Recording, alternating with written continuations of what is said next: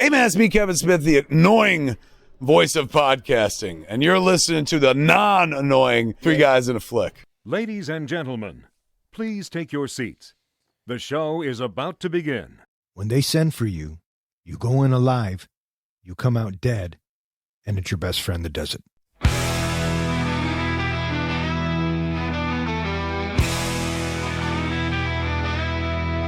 Three guys and a flick with Talkin and John.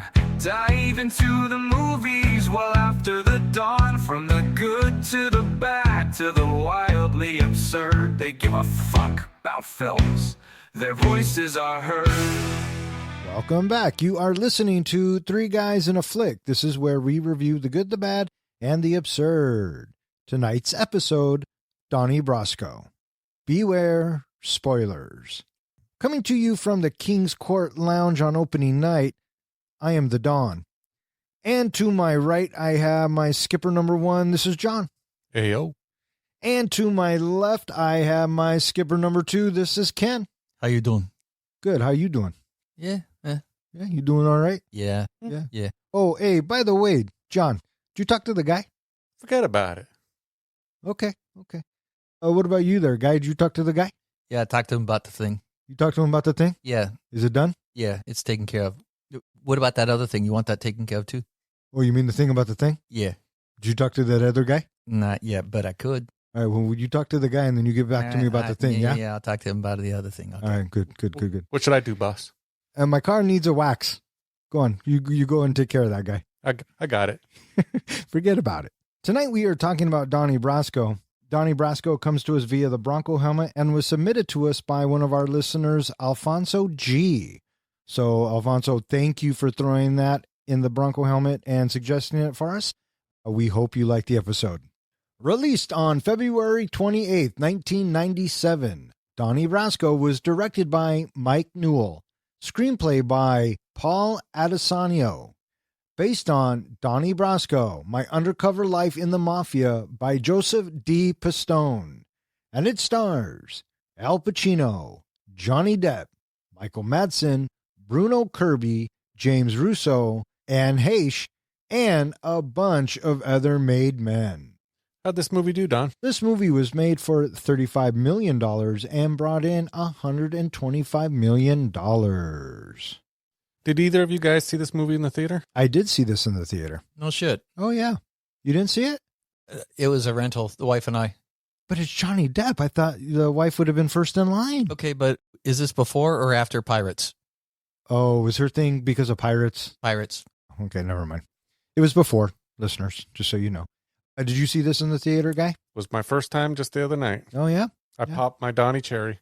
Lucky you. Wait, so this is our first Johnny movie, isn't it? Friday the 13th doesn't really count. He wasn't in Friday the 13th. He was in Nightmare on Kevin Elm Street. Bacon. Oh, yeah. Nightmare on There we Elm go. There we go. I do believe, yes. It's his first starring movie that we are reviewing. Mike Newell, the director. You guys know any other movies by him? I didn't recognize the name at all, did you? No, did you? I only have one, and only because I read it. The Funerals or Four Weddings and a Funeral. 4 Weddings and a Funeral. And I've seen that one. I couldn't have connected to him before I read it. What about you? Have you seen it? Four Weddings and a Funeral, yeah. Yeah. Apparently, that's the movie that got him this job. So the other movie that I know him for, but I had no idea, was Harry Potter and the Goblet of Fire. Yes, I did read that he did that movie. The Goblet of Fire was the second one? No, fourth. Yeah, Azkaban's third, so Goblet of Fire probably is 4. I think Goblet of Fire is one of my favorite ones. I like that one. I like Azkaban. I like Goblet of Fire because it ends like Empire. Put that in your pipe and smoke it. This is, I think, our second mob movie that we've done here at Three Guys. We've only done one other mob movie? Goodfellas. That's it? Yeah.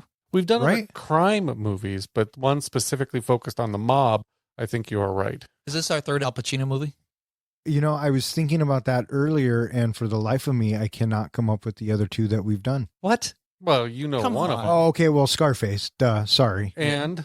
Well, we haven't done The Godfather, and we didn't do Jack and Jill. You hated his ponytail. Al Pacino's ponytail? No.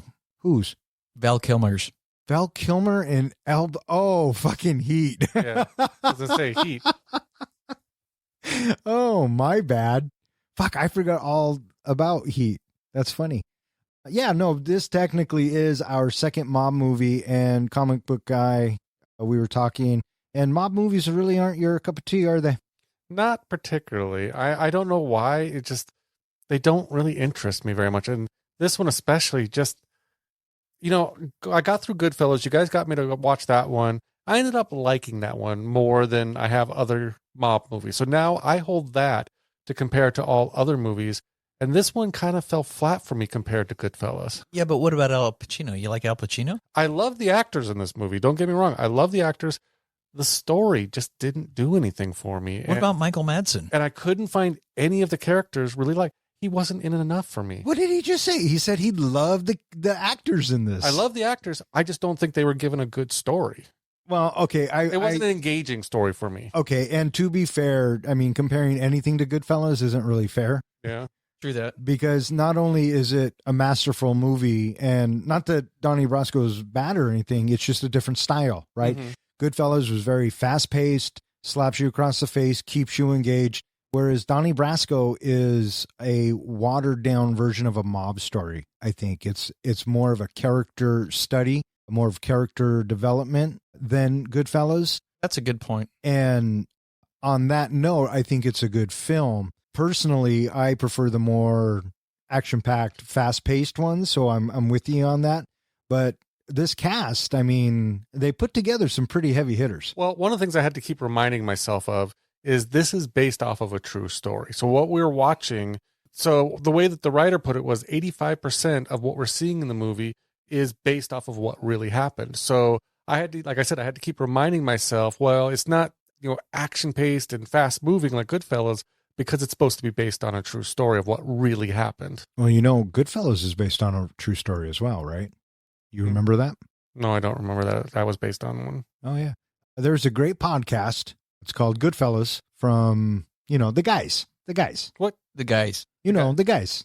Yeah, the guys. Yeah. Yeah, So I go know the ahead. guys. So your job is to go listen to that podcast so you remember what the fuck you said. Don't make me listen to this podcast. Forget about it. Forget about it.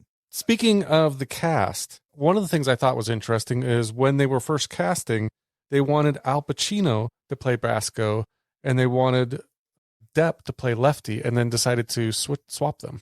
I think it was a perfect swap because I can't see Depp playing Lefty. No, I think that the age difference is too dramatic. Yeah. Touche. Yeah, you know what I mean? Because Lefty, his star has already, it's receding. Yeah, he's more than a guy Yeah. at this point. He's a wise guy. And he's been left behind. Right. So which tells us that he's been doing this a while. We mentioned Michael Madsen earlier. Can you guys, we've done a number of Michael Madsen movies here. Can you give me a couple? Kill Bill 1 and 2. I was going to say Kill Bill. He was in the Heat, wasn't he? I'm pretty sure he was in Heat, wasn't he? Really? Okay, maybe not. I thought he was. He's in all those types of movies. I thought his portrayal as a mobster was believable, Mm-hmm. especially in this time. I mean, we're in the late 70s, early 80s, right? So, Yeah, late 70s, early 80s. yeah. Anyone else jump out at you before we get to the two heavy hitters? It bugged me too. I had to go look up Bruno Kirby. Where the hell do I know him from? And then once I saw it, it's like, oh, yeah. You know what the Okay. first thing that pops into my head when I think of Bruno Kirby? Uh-uh. And if you do, and if you do. Yeah. Yeah. All right, listeners, tell us in the comments where that's from. I didn't think Anne Heche did a bad job. I thought she was good. Yeah, I thought she was a good heavy hitter. Yeah. She portrayed that well. This is the second week in a row we get Tim Blake Nelson. He's one of the FBI technicians, him along with Paul Giamatti. Did you guys notice that? Totally. I noticed Paul in the movie, but he was so brief. I just flew by. Oh, well, you probably were falling asleep. Well, Tim Blake Nelson and Paul Giamatti, they played wonderfully dorky people. Oh, yeah. Yeah. And that's a great scene. Yeah. That's a great scene. We'll get to it. Did you know what actors were almost in this movie? I'm sure De Niro was someone. No, it Damn was it was Joe Pesci was almost Nicky in this movie. No, I remember reading that. And I could see that. And then they also tried to cast Ray Liotta and Gabriel Byrne in this movie. Although, wouldn't that have made it just a rehash of kind of Goodfellas? Well, Gabriel Byrne wasn't in Yeah, Goodfellas, but but with Ray Liotta, yeah, probably. And Even Joe with Joe Pesci. Pesci. And Pesci decided not to do it because he just did Casino, which came after Goodfellas, obviously. So good on him. Is The Usual Suspects a mob movie? It's a crime movie. I think It's a crime. I think it's not mob, it's yeah. crime. Yeah, I think in order for it to be classified as a mob movie, they have to say mob of some sort. I would classify, It doesn't always have to be like the Italian mob, but you know what I'm saying. Wouldn't you call that one a heist movie? It's a crime movie. What's the difference? Well, I think there's a theme of a heist with criminals and all that. That's just kind of the type of movie. Like Ocean's 11, I don't know if I would call it a crime movie versus a heist movie. I think a heist movie revolves around the robbery that takes place for the majority of the movie. I think Ocean's 11 is a heist movie because it's more comedic and the outcome, no one dies, right? I think, yes, stealing is a crime, but as soon as you start pulling a heist and people start dying and detectives are involved and that's the theme of the story, like a Heat, I think it's more of a crime movie. This is something I've asked you guys before, but how do you feel about movies when it's, usually in a movie, you have someone who you root for and someone who you hope loses. This type of movie, it's hard to root for anybody. Did you kind of feel that too? And how did you feel about that? I was rooting for Donnie because, you could only imagine what he's going through. And I knew where Lefty's story was going because that's how all mob stories end. True and Yep. I was rooting for him because I didn't want him to die because when he gets summoned at the end, it's just fucking heartbreaking. So in this particular instance, and I know what you're saying, this one I was rooting for Depp. I was kind of on the border with Depp throughout most of the movie, but the moment he smacked his wife, I was like, kill this fucker. Oh, yeah, well, it's old school. How'd you feel, Ken? Were you rooting for anybody? I was for Donnie all the way. Okay. Yeah. Everyone makes a mistake, man. Yeah. And for him smacking his wife, I took that as it's a weak moment, and I'm sure that he's never done it before. I just felt like that was something that was a line that had never been crossed, and he is just too far gone. And when that happened, he's just like, shit, new low. But I was still behind him because he was our protagonist throughout so much of the story that we're almost to the end of the movie. It's like, why yank the carpet out from underneath us now? Yeah. Yeah. Favorite Al Pacino movie? I always enjoy Scent of a Woman. I bet you do. buddy. Yeah. And Heat. Okay. The Devil's Advocate. That's in like my top 5, I think. I just thought he did such a great portrayal of the devil in that movie. Yeah, he was really good. I would have to say it's a toss-up between Godfather 1 and 2. I think he really grows from 1 to 2, and then 2 is kind of the completion. Also, Devil's Advocate is up there. One of my favorite performances of his is actually in Carlito's Way. Did you ever see that? I don't remember. It's like a lower dose version of Scarface. I was like, where does Scarface land on your list? Probably in the top 5 as well. He'll forever be. It's either Michael Corleone or Tony Montana. That's who you associate Al Pacino with. Yeah. So, Yeah. a favorite Johnny Depp movie? Probably Pirates. Any of them? First one, First one? for sure. I think I have to go with the Pirates. Probably the first one. Yeah. I would probably say I think he's really good in this. I think he's really good in Once Upon a Time in Mexico. And I really like him in Alice in Wonderland. I love when he does characters. I think of all the Hollywood actors out there, he's the greatest character portrayal guy. I certainly have roles that I appreciate him in. He's fun to watch in Sleepy Hollow. I really dug him, a lot in Ed Wood. He was great in that. Uh-huh. And, having him do such diverse things, I think that it shows that, he's got quite the range. Did you ever see Blow, where he's a cocaine dealer? I'm trying to remember, Yes. but I know specifically the movie, yeah. But I don't know if I've seen that or not. Wasn't Paul crime Rubens movie. was in that movie as well? Yeah, Paul Rubens was in that movie as well. Fucking depressing. Yeah. But he does such a good job at it. Anyone else in this cast strike your fancy? It bugged me until I looked it up. James Russo. Where the hell do I know him from? Because he's got this face, that mug of his. where did I know him from? And I had to look it up, and I finally, oh, he's Mickey from Beverly Hills Cop. Oh, I know who you're talking about now. At the beginning of the movie. Yes. It's just like, okay. Hey, Don, is it about that time to do that thing? I don't know. Again, are you ready to do the thing? Yeah, I think we can do the thing now. You know the thing about the thing? Yeah. I'm good with that. All right there, Johnny boy. We'll go ahead and get started with this thing. Welcome to another edition of Master Movie Trivia. I am your reigning champ. You may call me the Don. I have compiled 5 questions and 5 questions only to test your knowledge of the movie we are reviewing. Each question could be worth multiple points, so if you know the answers, say it. And please wait until I finish each question. Question number 1.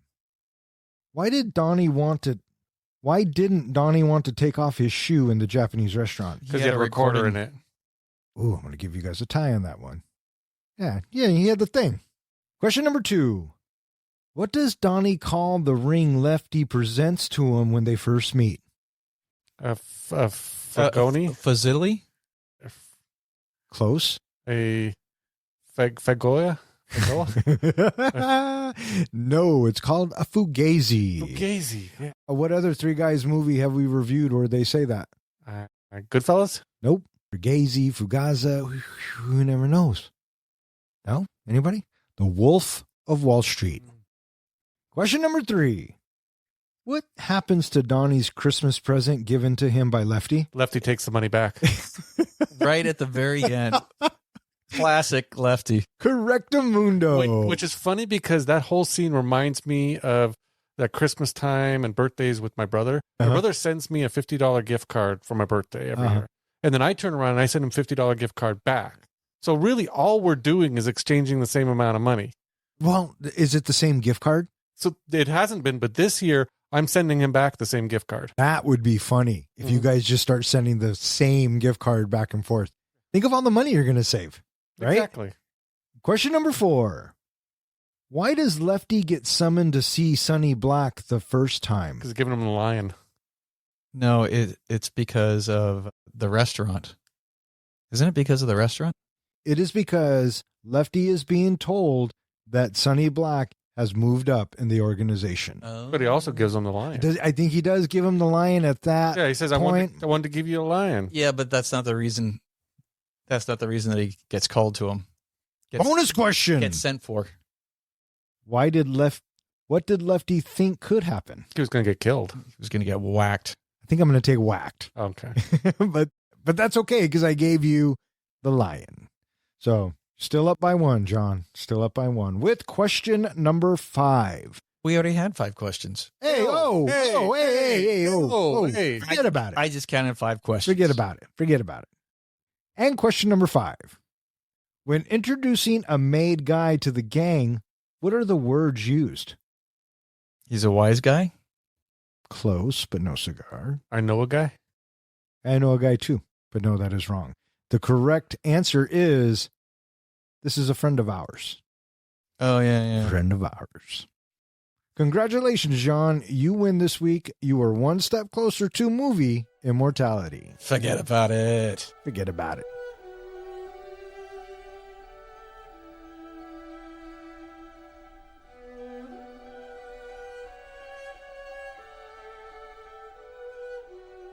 In 1978, New York City, aging Bonanno crime family enforcer Lefty Rigagero meets Joseph D. Pistone, an undercover FBI agent posing as jewel thief Donnie Brasco.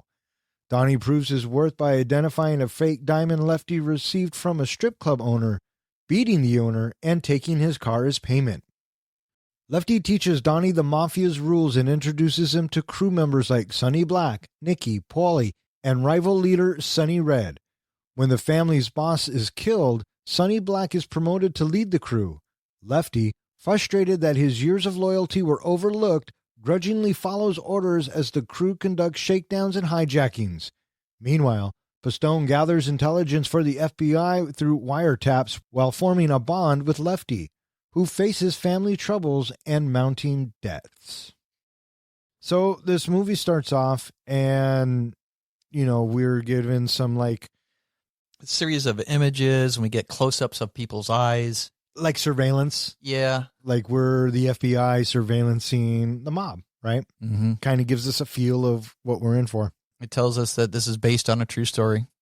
And then we get to a diner, or we're somewhere, and we're introduced to Lefty and Sonny, Nikki, and Polly. kind of the crew, Yeah. right? And they're having this conversation. And we're told that it's November 1978. And Johnny Depp's character sitting at the bar. He kind of looks over him a few times. Yeah.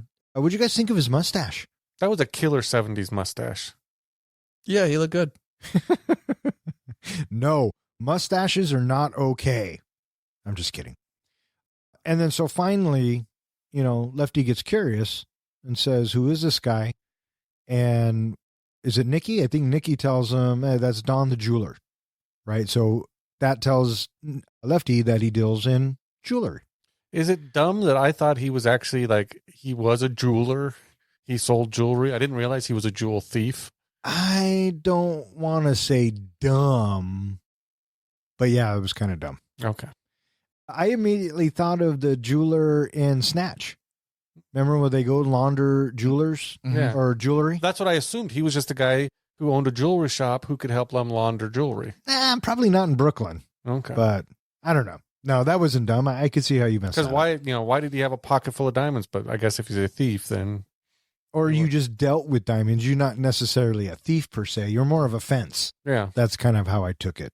And so Lefty, He approaches, and he has a diamond that he wants Donnie to take a look at. and this is where we get the whole, it's a fugazi. Well, he first says you give me 8,000, you do with it whatever. I just want $8,000. Right. And He wants Donnie to middle, I think is what he says. He wants to middle the diamond. yeah. And Brasco's like, you give it to your wife. It's a fake. Give it to your girlfriend. Give it to somebody because you're not going to get $8,000. Mm. Right. And so he then takes out real diamonds and shows Lefty, he knows what he's talking about. And I like what Lefty does. Lefty says, hey, let's go for a ride. Well, I love how first he's like, you don't walk it on me, I walk it on you. It didn't sound like he was getting pissed at him, but I think they were kind of building up kind of a mutual respect for each other. Well, and at this point, I think Pistone has been in the FBI for 2 years. And this is probably the first time that he's really gotten someone from a family to talk to him. So I think he's trying to play it cool. And then you're right. Lefty's like, motherfucker, who are you talking to? Yeah. And so he quickly changes his tune and comes around. Yeah. In the real story, it actually took Donnie a long time to get an introduction into the family. He actually got introduced by somebody. It wasn't the whole jewelry thing. So it was a lot of hit and miss. I think it took him 6 months of solid work to even get an introduction into the family. Yeah, well, there you go. And so Lefty takes Donnie to the strip club guy who gave him the ring. And I like that little sit down he has. He says, one of you two are lying. Which one? What'd you guys think of this bit? It was good because it immediately establishes Donnie as he is somebody that Lefty should pay attention to with that immediate call to violence. Yeah, he's not afraid to get his hands dirty. I like how he goes, you got a car? Give me the keys. And it turns out to be a Porsche. And I like when it cuts to... At first, I thought they were driving the Porsche. They're towing it behind Johnny's car or Donnie's car. Yeah. That was pretty good. And so we get this little bit right afterwards where Lefty, pull over here. Why? Just pull over here. And then he's taking the car apart looking for bugs or taps or something like that, thinking, are you a cop? Right. He's given Donnie the once over, trying to cover all of his bases. Because at some point, Lefty goes and he introduces Donnie to the crew. Well, he even says to him, if I introduce you and there's something wrong with you, it's going to get me killed. Yeah, it's all on me. Yeah. Right. Right. And we get the rundown about how the chain of command works, if you will. I appreciated that about this movie because in a lot of other mob movies, they don't really break it down for you. No, they don't. And the way they did it, Pacino was just real simple about it.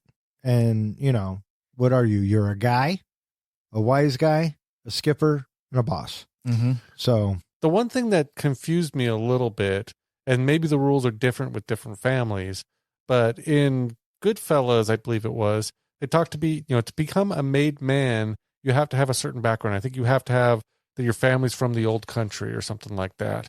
In this movie, he almost made it sound like anybody could become a made man. Yeah, and I think that is true. That you have to have some sort of Sicilian blood. But I don't know if that applied to the family that we're talking about or if it mattered. Do you know what basically the meaning behind being a made man? Nobody can touch you. Nobody, in the entire families, all of them, nobody can touch you without permission. Yeah, nobody can touch you. Immediately after this, we cut to a close-up of a typewriter, and the typewriter is showing Special Agent Pistone. Pistone. I like these bits when they cut to it every now and again. It kind of tells us a little bit about what's going on. It really does. And I didn't really notice it until it cut to the one where it says Special Agent Pistone has requested 5 first-class tickets to Miami. And I'm thinking, oh, yeah, get the fucking FBI to pay for everything. So Lefty, he's asking around now about Donnie, and he wants to know if he's, a stand-up guy. And Lefty, he's getting Donnie to, he's just, getting him up to speed, with the language of things and how things work, and, giving him that overall streetwise sense of things and how they work and how they talk amongst each other. Right. I appreciated their relationship because Lefty, I think, because he was feeling overlooked and passed up within the family, he sees this young kid and he wants to take him under his wing and kind of, totally lead the way and be that cool, wise guy, if you will. And I think that Pacino and Depp have great chemistry together. And even when Depp gets mad at Pacino or vice versa, it's very real. There's a couple of things that I thought of with their relationship. One, it's revealed later on that Lefty's son is a drug addict and he doesn't really have a connection with him. So I thought maybe, he'd kind of attach himself to Donnie as a surrogate son. This is someone he can actually now bring up and kind of mentor. Also the fact of, you mentioned he's been passed over so much that he's kind of, off to the side a lot. He's not really having anybody that he's connected to. This is a guy he's got now to watch his back and is someone he connects with who's on his side. Sure. And I think also indirectly somebody to look up to him, in the way that he gives him advice, like that bit when he pulls out his wallet, gives him, no. You pull it out of a wallet.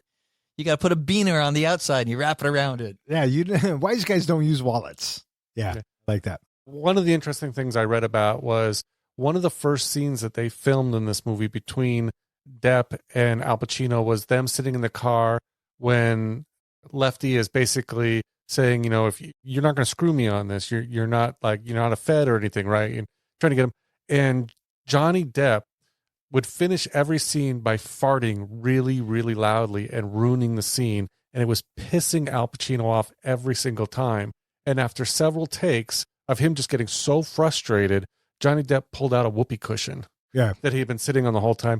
Al Pacino thought it was the most hilarious thing he'd ever seen. And they became really good friends after that. And so made their connection in this movie more solid, more realistic. Yeah, sure. And so now we are told that the mob boss dies. And I remember thinking when I was watching it, when the mob boss pulls up and he gets out, I kept expecting to see someone, like with a Paul Sorvino presence or maybe a Marlon Brando or someone who looked like to be the head of a family. That's what I felt too. This guy gets out and he's got the biggest, roundest glasses and these big fat cheeks. I thought it was funny. I didn't think that guy looked like a mob boss, but that's just me. But he got killed on a hit, right? Yeah. He gets killed pretty quick. And then Sonny Red. Right. We are briefly shown Sonny Red. He takes over and he's telling everybody, you're not making enough.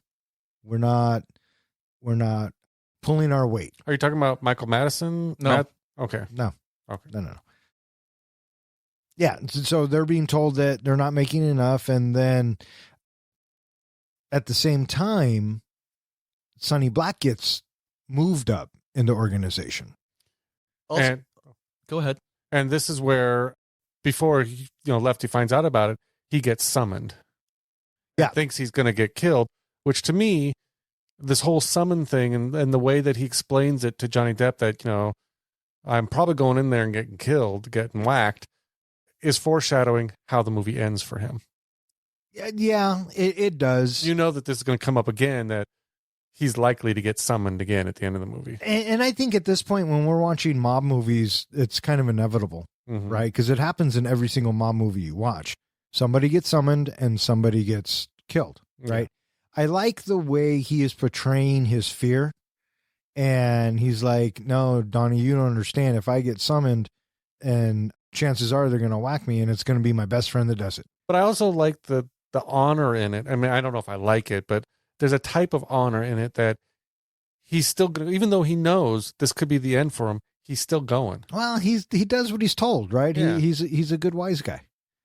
And so they get there, and it turns out that they're not going to whack him.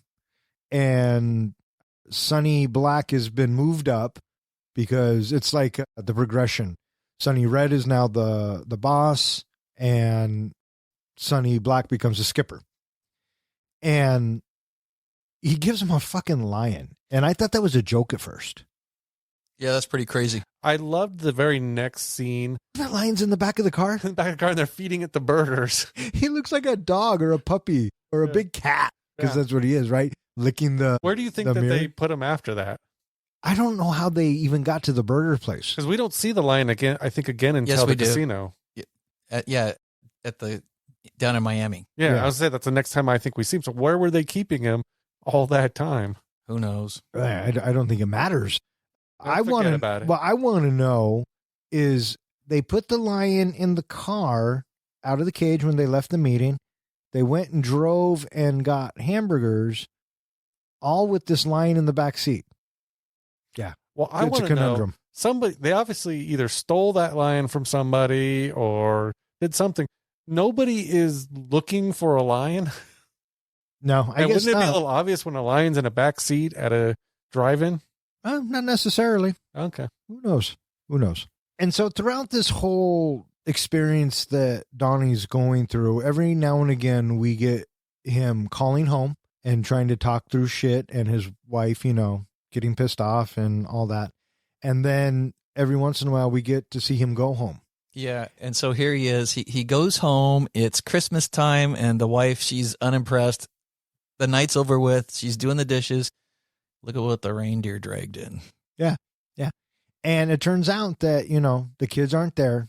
And But they start bickering pretty darn quick. they do, but then it turns into sexy time Yes. because she's missed her Johnny Depp. One of the things that I don't know how much they really cover in this movie, the whole investigation, the whole undercover operation of Pistone took over 6 years. And I believe it was the first 6 months, his family got moved across the country or moved somewhere else so that they wouldn't be in danger while he was undercover.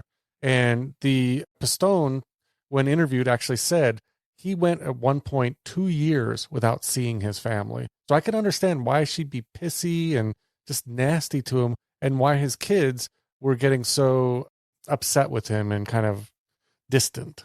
Yeah. Well, I mean, he put the job before everything else. I don't think I could do that. I don't think I could do something so dangerous and so, being away from my family that long, even if it is to catch a bunch of criminals. I am confident that he had no idea what he was in store for. He thought it would be 6 months at the most when he. This is one of the first times this has ever happened, right? Someone infiltrating the mob like this. Well, Roosevelt, I believe it was Roosevelt, didn't want agents to infiltrate like that because he thought it was too dangerous for the agent and for their families. They still went ahead and did it, and Pistone's undercover work led to more undercover work down the road by other agents because he proved it could be done, and it could be done without, getting an agent killed. That's why Roosevelt didn't want him to do it. Why? He'd lose too much money. That's probably true. too. The mob has been in bed with government officials forever. Yeah. So, but that's neither here nor there. And so we kind of go through this montage of the crew trying to make money. And so we see hijackings and Yeah, it's the thug life we're looking at. and it's a way tamer version than like the version we get in Goodfellas. And so I like the bit when they're back at the lounge or wherever and Lefty's pounding on a parking meter. Yeah. Times are hard because they are scraping for nickels. Yeah. And then also we see Brasco not only communicate with home, but we also see him communicate with his buddy in the FBI. Yeah, and he meets up with that other FBI informant, and they got a guy down in Miami that they want him to back. Yeah. And I like when he walks in and the head guy is there and then his buddy guy is there. His handler. And he's like, yeah, just go down to Florida and get into bed with this guy and bring the mob. And Johnny Depp's like, what? It's fucking insane, right? But and that he's starting to wear a wire, right? And so he has that tape recorder wire contraption. It's been revealed to us a couple of quick times. Yeah. Yeah. Which leads us to the Japanese restaurant scene. What'd you guys think of this bit? You know, having that happen, I would have been dropping a deuce. Holy shit, what am I going to do now? Oh my gosh. I thought it was interesting because it didn't catch at first. That's why he didn't want to take his shoes off. It took me a sec, but then I realized he must have had, because they had checked him before for wires. They never checked his shoes. Oh, I knew that was exactly why he didn't want to take off his shoe. But I feel like the restaurant owner likely knows these guys are mafia, knows that these are, you know, those kind of guys that could do these things. I feel like he wouldn't have pushed so hard for the guy to take off the shoes. Well, he did, and he got what he got. He got the shit kicked out of him. That's right. But all these little things, you know, at some point, a warning bell probably should have gone off with Sonny or Lefty or somebody, especially later on with the airport scene. You think that would have set off some, because they were so suspicious early on. I'm guessing that that's just how the scene played out in real life. Yeah. Oh, yeah. Brasco made up a lie and told him it brought being in a Japanese place or being told what to do by a Japanese person brings back post-traumatic stress. And Sonny decided, all right, I'll back your hand. Yeah, they bought it. They actually, when they were filming this, they got a hold of those tapes of those recordings that Pistone had made. And a lot of the dialogue and the language and the styles all came directly after. So you're absolutely right. It could have been an actual thing that happened. Yeah. And then after the scene concludes, we have Donnie. He is sitting there by himself, and we have this ominous music, and then the camera slowly starts tilting left and right. You know, that, okay, Donnie's feeling really woozy here. He is not clear where the line is right now. Right. And so, yeah, having that sense of fuzziness about, you know, where is his allegiance supposed to be, it's definitely telling us, the audience, that he is struggling. Yeah. Good camera work. And I think Depp does a good job on treading that water and being in the middle of both those lines. So.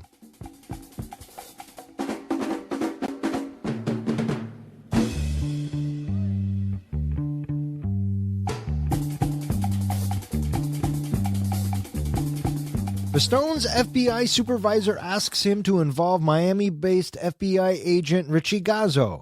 Pistone persuades Lefty to meet Richie and start an illegal gambling operation in Lefty's tavern, hoping to impress local mob boss Santo Trafficante Jr. with a yacht party and gain his support. When Sonny Black learns of Lefty's Miami plans, he intervenes, aligning himself with Trafficante and taking Donnie under his wing. Lefty feels betrayed, cuts ties with Donnie, but reconnects after Donnie comforts him during his son's near-fatal overdose. Pistone's undercover life strains his marriage, and his long absences and increasingly criminal behavior pushes wife Maggie to her limits. So we have Donnie, and I guess it's a little bit of a carpet call, but, you know, he wants to know what's going on with money, and we, the audience, are told that Sonny has to come up with $50,000 every month. Every month. And these guys, they got nothing for him. And Donnie's like, hey, I know this guy in Florida. He's a guy, right? I was confused at this scene. Was this like him and Lefty trying to put something together without Sonny Black knowing? Because Sonny Black figures it out. Or was this a whole thing like they knew about it ahead of time? Well, they're at the tavern and Donnie says something about, I might know this guy in Florida, to everybody, to Sonny and everybody. And that's when Lefty looks at him like, what the fuck are you doing? Right? And then they go for that car ride. So it's already implanted in Sonny's brain that this thing in Miami might happen. This is one of the things that I didn't really catch until later, that a lot of the crew has like other things going on that they don't directly report about. But when like Sonny Black says, I need something from, you have, what do you got going on that you could pay me more money? They all are supposed to fess up. Yeah. Yeah. And so Donnie and Lefty go down to Miami and they meet this Richie Gazzo. And this bit kind of reminded me of Goodfellas as well. I remember the Tiki Lounge or whatever the place it is they burned down. So kind of reminiscent of that. We get this montage of the guys. They're having a bunch of fun down there in Miami. They're taking in the sights, the pool, the dogs. Yeah, Miami's pretty nice down here. This is nice because it's so fucking cold back home. Yeah. And this was the bit that we were talking about where we see the typewriter and it's requesting the first class tickets. And after I saw that, I was thinking to myself, well, yeah, wise guys don't sit and coach. So Lefty is all kinds of excited, right? Because he feels like he can prove his worth. And if he takes a meeting with the Florida mob boss and impresses him, then maybe that'll go a long way. Right. And so he tells Donnie, hey, we have to give this guy a yacht party. And so you got to find me a fucking boat and we got to make it perfect. And so Donnie goes to the bosses and says, I need a fucking boat, guys. No, like it's not in the budget. $6,000 a day. Yeah, it's usually the response, right? Not in the budget. But they find one. Well, it wasn't that they found one. Well, the FBI didn't find one. Pistone and that guy in Florida realized, didn't we just seize a boat that we can use? Oh, that's right. They took the boat. So they took a boat, which they knew was seized, hoping that the mafia guys wouldn't figure that out. Yeah, yeah. We also get a brief moment where as Donnie is leaving the hotel room, he and Nikki, they spot each other at the same hotel.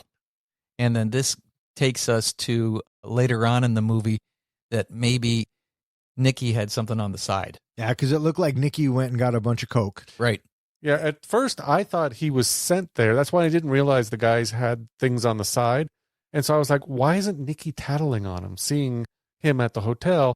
And then it kind of clicked with me of, he probably wasn't supposed to be there. So you got two guys who weren't supposed to be there. Yeah. But Nikki should have started suspecting something about Donnie. Maybe he did. Well, if he even saw him. I mean, they both said fuck. Yeah, they both said fuck. So I think they both recognized I thought Bruno Kirby had a look on his face like, did I just see what I thought I saw? But couldn't confirm. No, he goes, fuck. Oh, maybe. Yeah. So, Donnie, you could easily explain that away. And Nikki could use the same excuse, that being, I was seeing a girl. That's what I thought when I saw them both. I think, well, fuck, what would I say? That's what I would have said. I thought he was just going to say, I had to see a guy about a thing.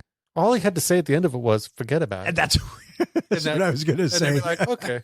Hey, forget about it. And I like the bit when they're getting ready for the boat party and they're in the store and Lefty buys the mob boss a card. Oh, Jesus.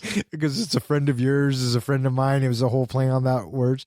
I thought that was so adorable. Kind of not good, but cute nonetheless. And so the Florida mob family shows up, and the first question out of where's Sonny? Yeah. And next thing you know, here's Sonny. Pulls right up. And then so now I'm thinking, how did Sonny know? Who knows? I thought I could have sworn at some point Sonny saw a matchbook and it was from like that place in Florida. And so he figured, oh, they're doing something in Florida. But he was already in Florida because they all flew out there. Yeah. But Lefty had left him out of the plans with the big mob boss. That was my impression as well. But they showed up anyway because Lefty's expression was like, oh, fuck, what are you doing here? Right? But He's going to get pushed off to the side. Yeah, and that the little, kicked puppy dog eyes he had when the Florida boss and Sonny Black just kind of go off and do their own things, and he's just left standing there. yeah, Yeah, that was just sad. yeah, it should have been his party, Yeah. And so they're on the boat, and what's his name? Sonny Black says, Donnie, I want to talk to you, right? And so he tells Donnie, You belong to me now. and at some point, he's going to be brought up through the ranks. And in the meantime, Donnie goes to talk to Lefty, and Lefty's like, you know what? You go to the front. I'm going to stay in the back. You fucking disgust me. Well, I like how he says, do you know where the bow is? Yeah. And he goes, yeah, it's up front. You go to the bow. I'll stay at the stern. Don't come back. Yeah. It's like he was so upset with him. And Donnie was like, what the fuck did I do? Right. But in a way, Donnie kind of brought this all on himself. Mm-hmm. And so now Donnie, okay, we see him glad handing like that. Okay, yeah, good. Next shot, missed communion. Ouch. Yeah. And he had promised his daughter and his wife that he would be there for the communion. And the wife, she is pissed. And so is his daughter. His daughter's heartbroken. Well, This is where the wife brings up the D word. Not yet. I thought she did right after the communion. I thought she said, I'm done. Well, so the next thing that happens is Donnie calls home and, the phone number's been changed. I thought for some reason that was something else. Like I thought when he was calling the FBI, they had cut him off for something. I thought he was trying to call in. I didn't realize his wife had done that to him. Yeah. I thought that was pretty cold-blooded. Yeah, harsh. And back in the day, way before cell phones were even a thing. So he's been cut off. But she's fucking pissed. She's had it up to here with him, and she done. Next shot, we are at the airport, and the guys are all going home. But there's a little wrinkle. I want you to stay here in Florida. I want you to be my guy down here, Donnie. Yeah. And he's like, fuck. Man. And so they go to the airport, and they're at the airport, and for some reason, Richie, he recognizes this guy coming at him. the district fucking attorney, Something right? like that, yeah. And so Richie sees him, Donnie sees him, and I like how they play it off. Yeah, pretty good. And it reminds me of the bit in Ocean's 11 when the guy recognizes Saul. Yeah. Saul, right? Well, I like how Johnny Depp punches him, knocks him down, and Richie goes up and goes, he's working fuck off. Oh yeah, that was great. A good cover. Because Donnie gets the attention. The guy grabbed my cock, right? And so Sonny doesn't pay no mind to it, which luckily for Donnie, it works. When Donnie gets home, and well, yeah, she wants a divorce. Yeah, because he immediately leaves Florida, even though he was told to stay, goes home, and the wife was like, I'm fucking done. Well, one of the things I suspected when Sonny Black said, I want you to be my guy in Florida, I was curious if he was keeping him there. I mean, it turns out a little bit different later, but he's keeping there because he didn't fully trust Donnie. And so he's trying to get Donnie away from Lefty. And so I thought he was forcing him to stay down there to get him out of their business. No, I think that he let him stay down there because he saw the potential of the earning. Okay. And it's easy to pass up Lefty. And that's kind of what the crew thinks. Yep. So That's what I thought too. Yeah. And then we get a little scene where we have a little therapy session between the husband and the wife. Marriage counseling. Yeah. Oh, I thought that was hilarious. Your intimacy days are Monday, Wednesday, and Friday. What does that mean, intimacy days? Well, he explains it. He says on those days, if you want to kiss or you want to back rub, whoever's day it is has to oblige, or the other person has to oblige. Donnie's like, fuck this. This sucks. When does he hear about Lefty's son? I think that's when he flew back. Well, he is back in New York. Oh, okay. But he comes back for the wife. But then, isn't this where we cut to the hospital? Yeah. And he goes in and he sees, because he talks to Lefty's wife. That's what it is. And he goes to the hospital and Lefty's like, what the fuck are you doing here, guy? And he says, hey, I came to support you about the thing. You got to go back to Miami. He's like, you're told to stay in Miami, you stay in Miami. And Donnie's like, no, I'm going to sit right fucking here with you. And so I think it shows me two things. One, it showed me that, yes, Donnie was putting on a facade and wasn't who he said he was, but in that moment in his heart, he really felt for who he thought was his friend, Lefty. And it also shows me that Lefty sees in Donnie the friendship and not so much the loyalty to the family because he disobeys an order. This is one of the first times that you could almost tell he really was thinking of Lefty as a friend because he was fucking up his whole case. By coming back, he could have fucked things up with Sonny Black and the investigation would have been over if he had been kicked out. So right there, he was choosing Lefty over Sonny and showing that, to me, that's right there a testament to how he cared about Lefty. Yeah. Which makes this ending even more depressing. So, And how does Lefty respond to this by Donnie? I love you, Donnie. Yeah, that's crazy. Did we already pass Christmas? We passed Christmas. Mm-hmm. I love the bit where he gives him the card and then he takes the money back at the end. Yep. Yeah, but I think we talked about that during trivia. Yeah, we also passed up earlier on the whole cooking thing, and you got to give it a punch of salt and all that. Oh, that was very much a, what do you call it? A staple in every mob movie. There has to be a cooking scene of some sort. Well, I like how he explains it too, that, in Italian family, it's the men that cook. Yeah. Nice accent there, guy. It was also interesting watching Lefty's wife, how you could tell she walks on eggshells a little bit around Lefty. I think all mob wives do, or did at that time. They had to. Yeah, or they'd get smacked around. Yes. Not that I'm saying it's okay. I'm just saying it happened. And there's nowhere else for them to go. They Yeah. would have nothing. Yeah. Well, during that scene, we also find out that Lefty has cancer. Oh, yeah. He had cancer of the prick. Right. And so fast forward to back where we're at, and We're down in Florida, and it's the grand opening of King's Court. Which looks nice. It looked like a shithole when they first got there, but they really cleaned that shit up, and they put the lion out front. People get loose. Get down on the roof. The flame is higher. on its opening day, Sonny Black's club is raided by corrupt Miami police officers under Traficante's influence as a favor to Sonny Red. Suspecting betrayal, Sonny Black returns to New York with his crew and kills Sonny Red and two other mobsters in an ambush.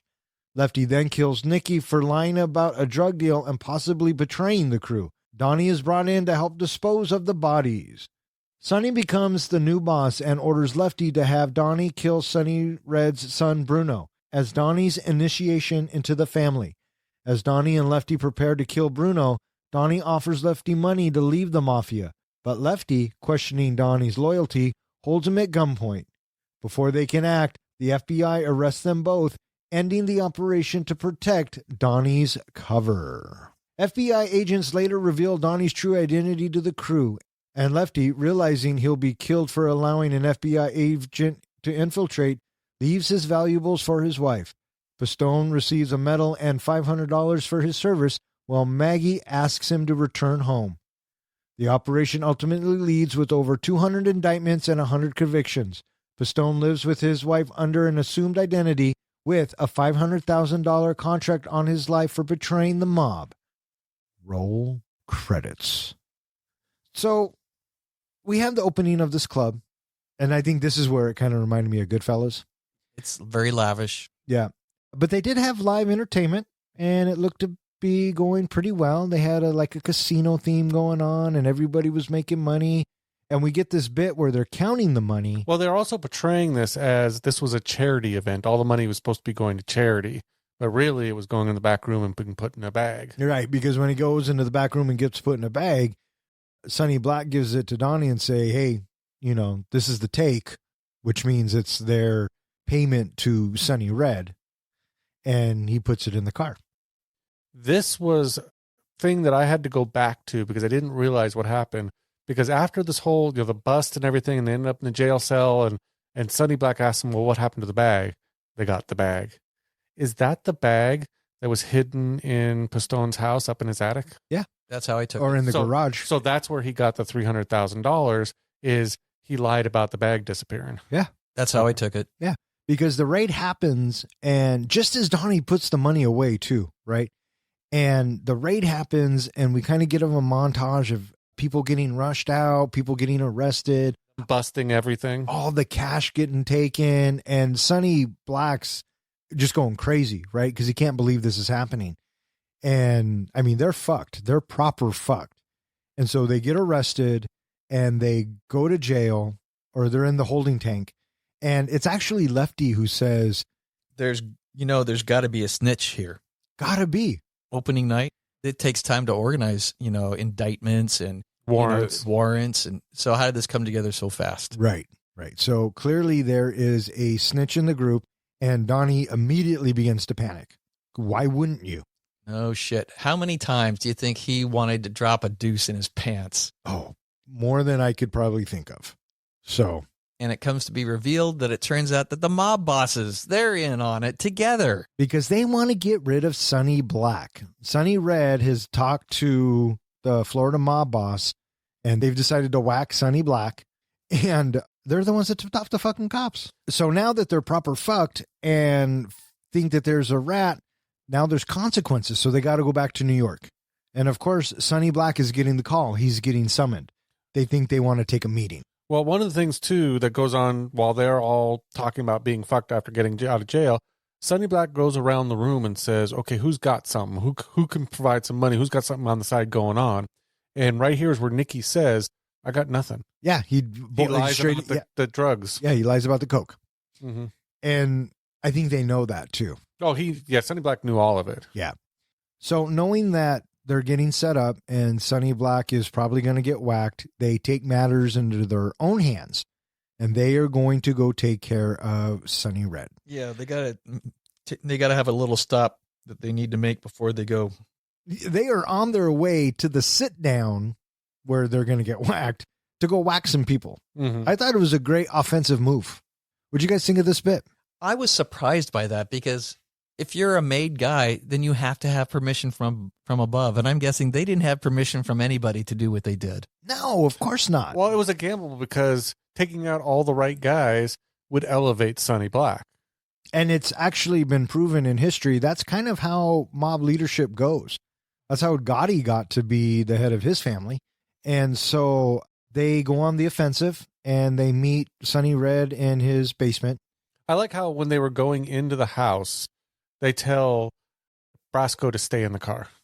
Yeah. But they go down there, they get ambushed. I like the bit where after it's all said and done, Sonny Black says to one of them, Mickey from Beverly Hills Cop, says, go get Donnie. And I thought, Donnie's on cleanup. I thought that they had somehow figured it out and they were bringing Brasco in for him to get shot. Oh, maybe. I thought, that's why they had him sit in the car, because they thought he was the snitch, and now they were going to bring him in and he was going to have to talk his way out of it. And that's a wild moment, when Paulie comes out to the car and he gets into the back of the car and he's just sitting there. Didn't he pull a gun on Don? He did. He couldn't have just said, hey, the boss wants you to come in. Yeah.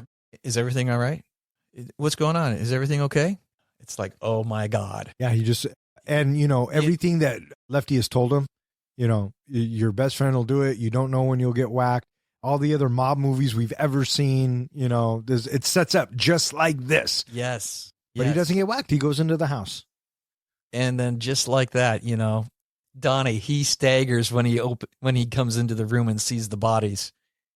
And then as they're shaken. Yeah. And as they are piling the bodies up, Lefty walks right over to Nicky and shoots him in the head. I didn't see that coming. Did you guys see that coming? No way. No, I didn't see it at all coming. I don't think anybody did. But they apparently assumed that Nicky was the snitch. Or was stealing from him. Well, he was holding out on them. Holding out on him. And you don't hold out when Sonny Black asks you if you got anything. And right. So right after he gets 2 in the head, there's Sonny. All right. Come on, let's get to work. They have to cut everybody up. Did you like the part with Johnny Depp doing the little saw thing and trying not to puke? He's dry heaving? Yeah. Yeah, no, that was a bit much. Oof. And, I'm guessing that was probably part of the 85% of the actual story. Yeah. Oh, I don't doubt that for a second. Yeah. Yeah.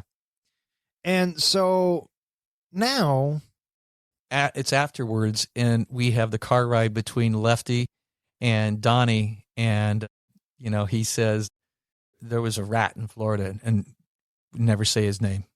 And Donnie's like, say his name, say Nicky, because he wasn't the rat. What really happened was the cops weren't just paid off down there. So they were basically just hitting us because we didn't properly pay them off. Right. Richie was the one that fucked up. Yeah, it was Richie, not Nicky. Nicky was loyal. And which is funny because none of that happened.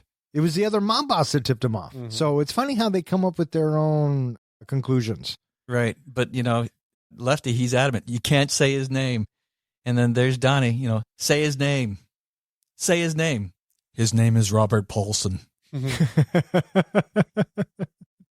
And I like what he says immediately afterwards. Lefty says, he's a rat because Sonny said he was a rat. I'm a spoke on a wheel. And so was he. And so were you.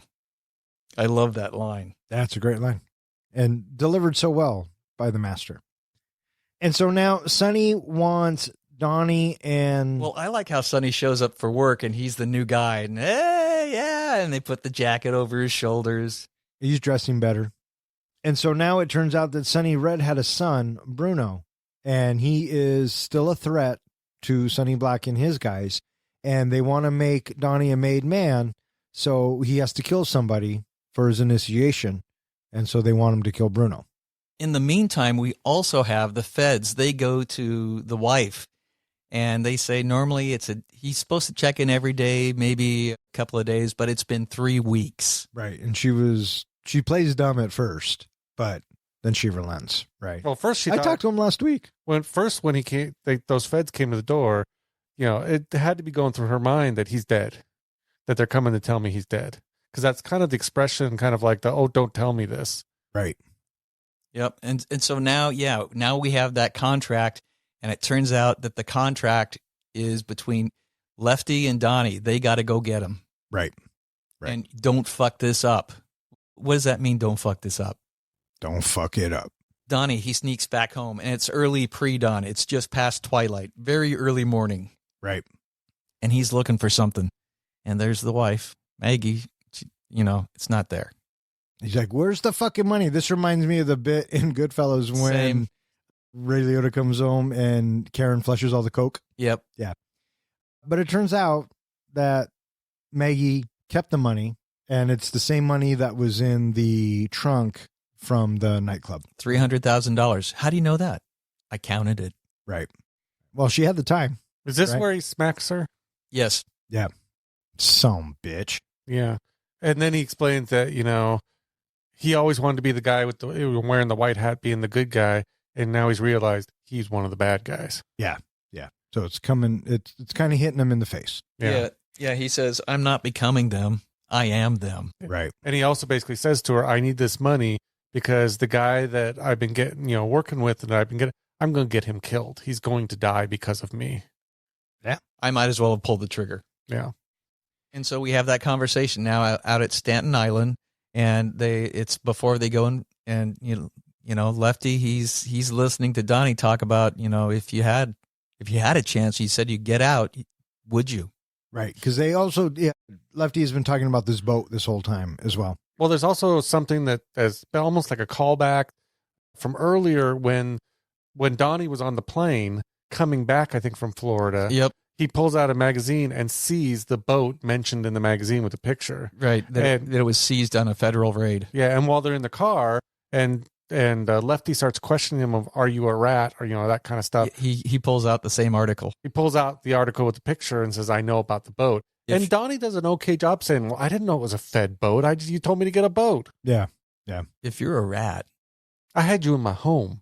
That makes me the biggest mutt in the history of the mafia. Oh, boy. Bringing an FBI agent into the mob.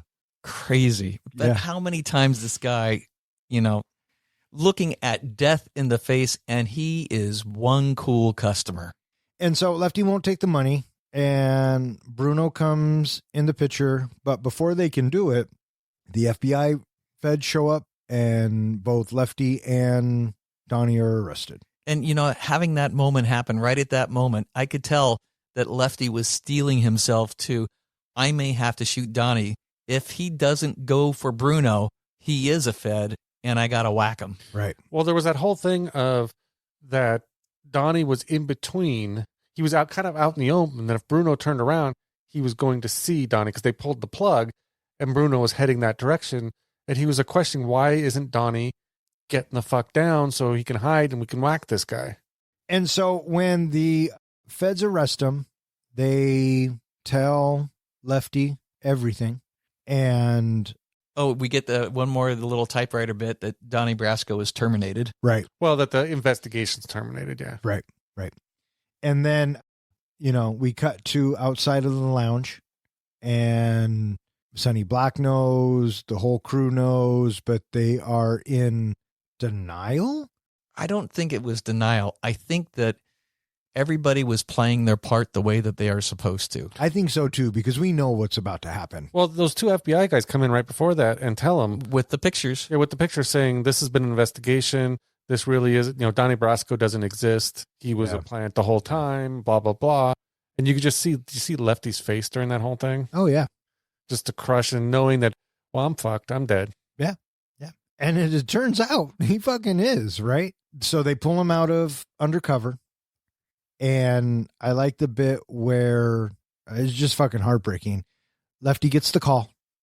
And what was he watching on the TV? Something animals? This fucking hyenas eating each other. Well, it was the same thing he was watching earlier, and it really did connect to me, that basically he's watching the way things work in the mafia is, Exactly. is that the hunter kills the prey. Absolutely. You like how he takes off all of his jewelry and puts it in the drawer and then closes the drawer, but then opens it so make sure she'll find it. Yeah. Because he knew. And he tells her that he loves her. And he leaves. And, seeing that $5 bill, that's how broke the guy was. When I saw that $5 bill, it's like, man, this guy's got nothing. Yeah. Well, the next scene of Pistone getting the award and the congratulations, all that, I kept thinking he just got $500 and got Lefty killed. I was just stuck on the whole $500 bit. Yeah. For 6 years. That fucking sucks. $500. And the brevity of the ceremony. It's his family, and that's it. And the ceremony is what, like 30 seconds in a picture? It was a photo op. Yeah. Total photo op. Wow. Complete kick to the balls. Thanks for a good job, boy. Yeah. And, it ends with over 200 indictments and 100 convictions. So, I mean, he did okay, right? I like the bit where they tell us he still has a $500,000 bounty on his head. Yeah. But I don't even know if there's a mob anymore. So who knows? Do you want to know the real facts of how this whole thing ended? No, not really. I'm going to share it with you anyway. First of all, Pistone retired from the FBI like 5 years later. He was so fed up with them. But even recently, he is still testifying and helping people, being an expert on the mafia. He's still helping them put people away with all the information he figured out and he knows and all the connections he made. But in real life, the guy who they portrayed as Lefty lived. He didn't die. Sonny Black got summoned, got killed, and they found his body with no hands. So he was the one that killed. Lefty died in prison of cancer. Yeah. He eventually got arrested for drug racketing, illegal gambling, and attempted murder, basically, I think, of Bruno. But he got arrested, and he went to prison. I was supposed to serve like 20 years. They let him out in like 15 years or something like that because he developed his cancer, came back, and they let him go die at home. Yeah, I also read that Lefty allegedly was arrested by the FBI when he was probably headed off to get, he was sent up. And so, he dodged a bullet, if you will. Sonny, apparently, when he was sent up, he ended up giving his personal effects to the guy at the bar, the bartender. Mm-hmm. And that was Donnie Brasco. Welcome to a new segment we like to call Face the Wheel.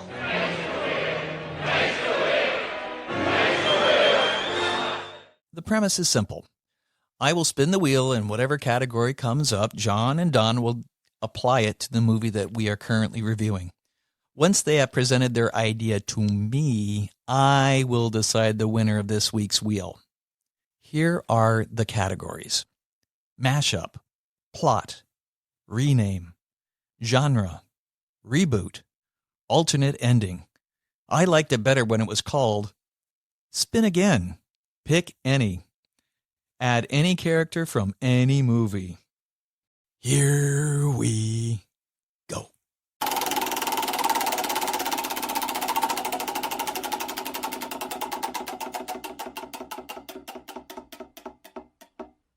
Mashup. You got one? I think so. All right, go ahead. If I was going to mash it up, I would have these guys, these mob folks, dealing with a fight of another mob from another part of the country. And really, I'd just be mashing up Goodfellas with Donnie Brasco, with him caught in the middle of maybe he had infiltrated one and then infiltrated the other. And they're realizing we got a rat in amongst of both of us. And maybe the two mobs end up working together to go after Donnie. I feel like you're just making Donnie Brasco, but just with more mob members. Basically, I am. But I wanted to have more of a feud between two mobs. Oh, I see. That's what I was trying to create, is more of tension between the two mobs of you don't know when someone's going to get whacked. I got you. There's a better Miami mob that you could pick. Which one? Well, I'll tell you afterwards. Okay. He's already thinking about mine, so good luck. Oh, I think I know which one he's talking about. Okay, I'm going to go in a completely different direction. And as Donnie is infiltrating the mob, they go and they have, you know how the mob are always finding shit off of trucks?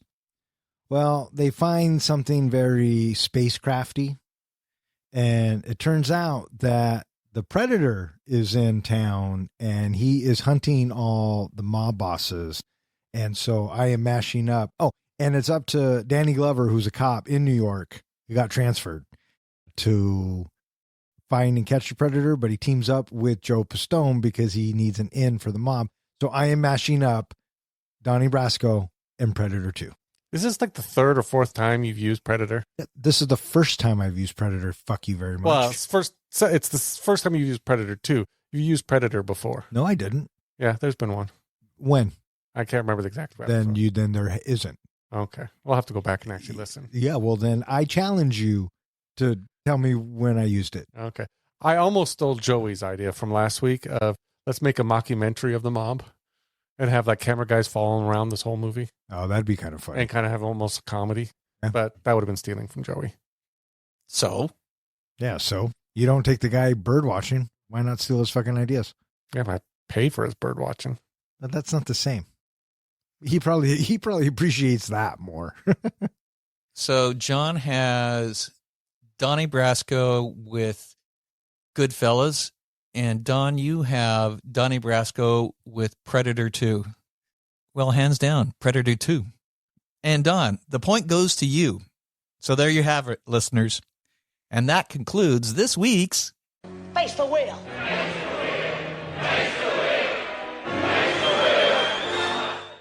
Are you ready to do the thing? I'm ready to do the thing. The other thing? No, the one thing. Oh, yeah. Okay. You know, the time before with that thing and the other thing? Yeah. And that one guy? Yeah. Okay. Hey, Professor, how do we do this thing? We do our ratings on a scale of 1 to 5 fucks. 5 fucks is a movie that we think is cinematic gold. A 1 fuck movie is a movie where you get done watching it, and after you get done, you're thinking, I'm never watching this again. And what's a 0? A 0 fuck movie is where you get done watching it, you turn to your buddy and you say, oh, for shit's sake, what the hell? Why would you make me watch? I want 2 hours and 6 minutes of my life back. Or in other words, we just don't give a fuck. Who would like to go first? I'll go first. What? What? I'm going to do this thing. You going to do this thing? I'm going to do this thing. Forget about it. Forget about it. Before I do this thing, though, Don, you want to guess what my rating's going to be? Forget about it. You're going to give this movie 2.25 fucks. Is that your final answer? Forget about it. Forget about it.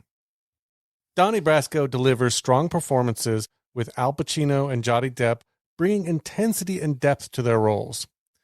The character development is top-notch, giving a raw, realistic look at the emotional toll of life in the mob. However, the film's length is a drawback for me, dragging in parts and making it tough to stay fully invested. Add to that the difficulty of rooting for any of the characters. And this becomes challenging to watch for me. And it's especially tough for those who are not already fans of the gangster genre. It's for those reasons I'm giving Donnie Brasco a rating of 2.25 Fuggedaboutit. Damn, bang, nailed it. That was probably the shortest review ever. Of his entire career on Three Guys. There was Entire career. one review where I just gave a rating and ended it there. I don't think that counted, though, because I think you actually gave a review after that, didn't you? No, I think I said, it's a fucking 0 and I'm out. Or something like that. For Say Anything? I think that one of them I gave just a rating and was done. I had nothing else to say. Oh, interesting. But maybe. Okay. All right. I've been wrong about other things. Forget about it. Forget about it. You or me there, guy? I'll go next. Fire away. Donnie Brasco is a movie that I saw on a Blockbuster movie rental night. So it's been a minute since I've seen this movie, and I had forgotten a fair amount of it.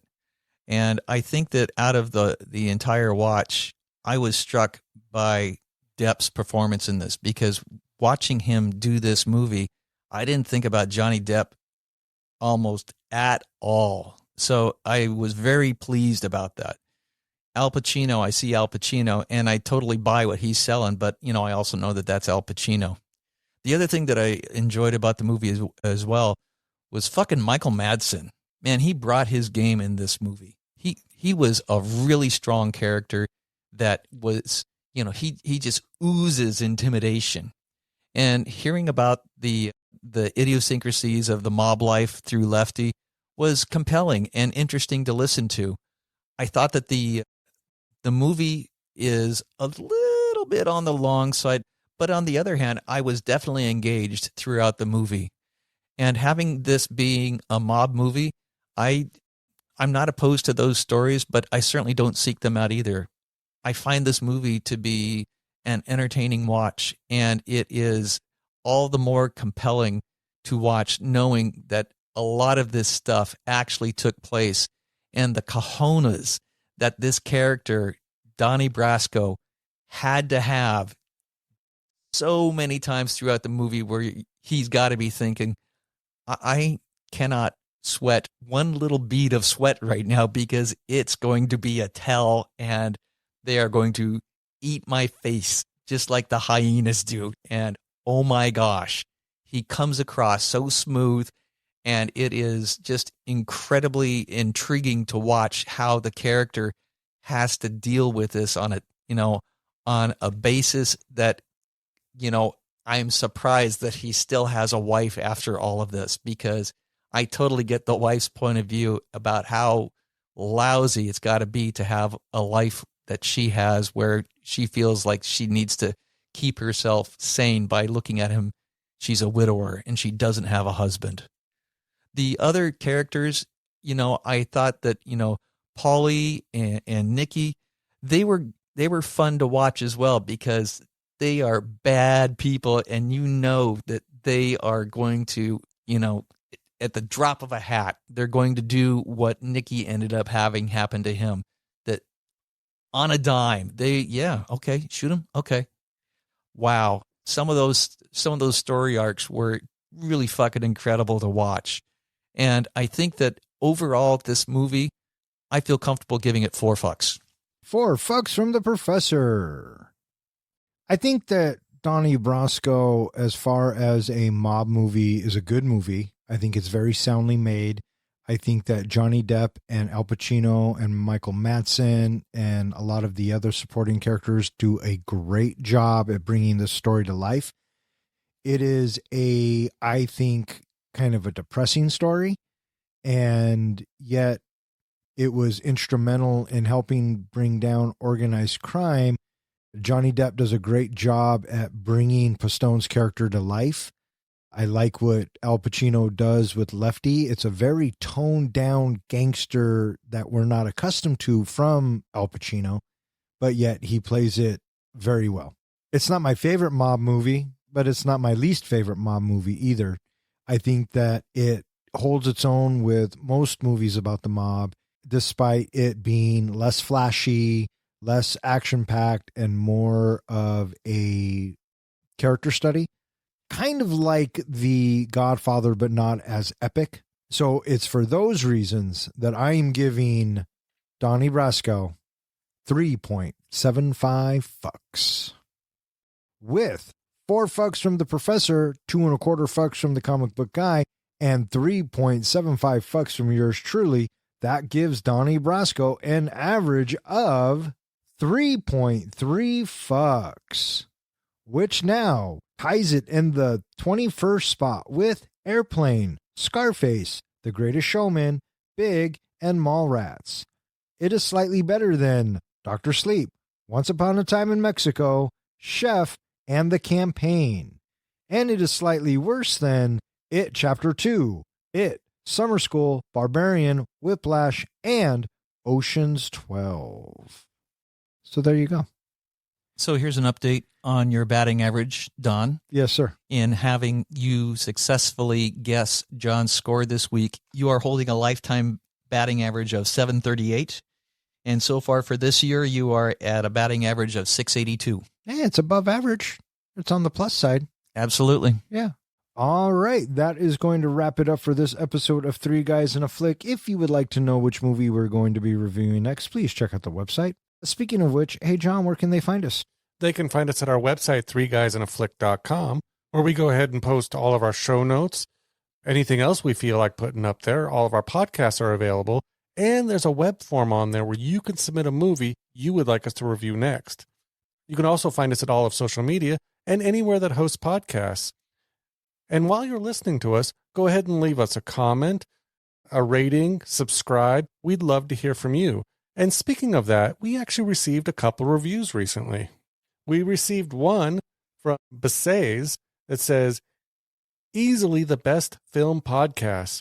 Currently re-listening to old episodes I have already listened to because they're just that good.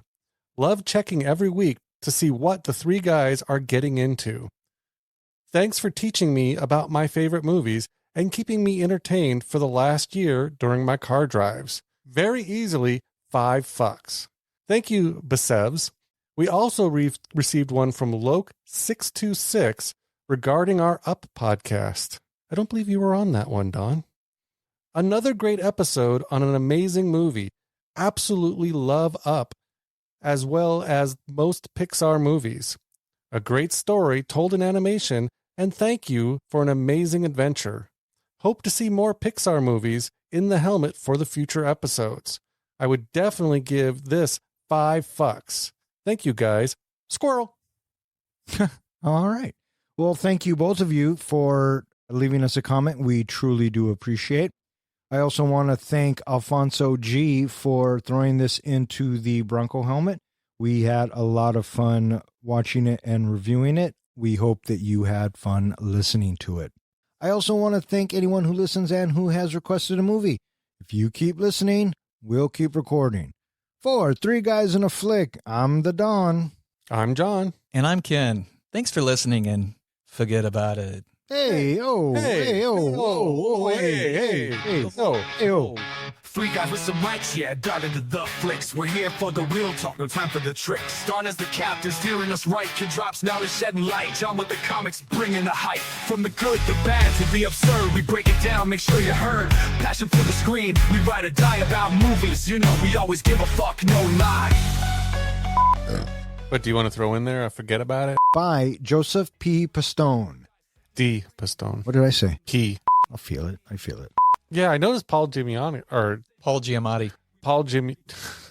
I remember the Lone Ranger being long. So, and then Army Hammer turns out to be a wackadoo too. So, what are you going to do? Right. Traficante Jr. with a yacht party Lefty. Sonny Red doesn't pay no mind to it, which luckily for Donnie, it works. Sunny Red or Sunny Black? Sunny Black. You said Sunny Red. No, I didn't. No, he didn't. Could have sworn you said Sunny. We can play the tape back.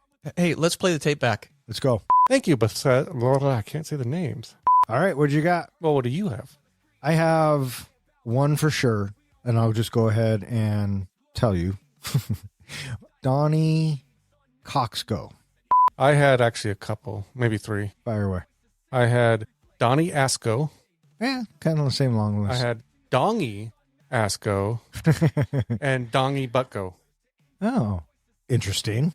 Then we have the winner coming from Ken. Donnie Brass cock ring. Donnie's brass cock ring. That's a good one. I like that one. All right. May all of your days and nights be filled with happiness. All right. Fuck off. Good night. As 3 guys in a flight, keep the passion alive.